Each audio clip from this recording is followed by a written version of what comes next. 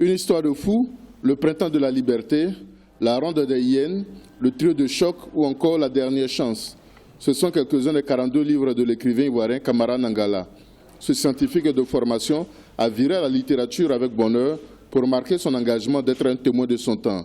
Pour lui, l'engagement d'un auteur ne doit pas être uniquement politique. Sous sa plume, les travers de la société sont dévoilés sans subterfuge. Tout écrivain véritable est engagé. C'est simplement le regard critique posé sur un dysfonctionnement de la société.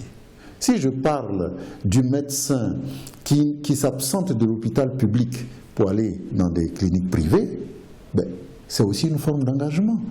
Pour les spécialistes de l'édition, Camara Nangala est l'un des écrivains majeurs de Côte d'Ivoire. Plusieurs de ses ouvrages sont au programme de l'enseignement secondaire. C'est l'un des auteurs qui va à la rencontre de son public cible, qui sont d'abord les élèves, dans les bibliothèques. Ce qui me plaît, ce Camara Nangala, il est professeur de mathématiques, un paradoxe. Mais c'est lui qui a écrit près de 42 livres. C'est pour dire qu'à travers le livre, nous pouvons évoluer aisément dans tous les domaines que nous voulons. Témoin contemporain, Camara Nangala raconte dans sa dernière œuvre, Procès dans les entrailles de la Terre, les dangers à venir à cause du changement climatique et le comportement suicidaire des humains. La préservation de l'environnement doit interpeller tout le monde. Camara Nangala écrit pour libérer sa conscience et dompter sa folie.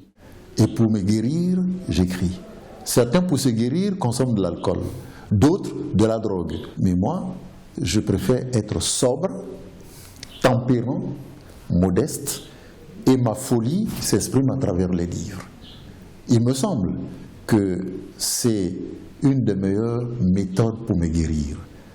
Auteur à succès, Camara Nangala a obtenu de nombreuses distinctions. Cependant, sa plus grande fierté, c'est de voir les jeunes s'ouvrir à la littérature.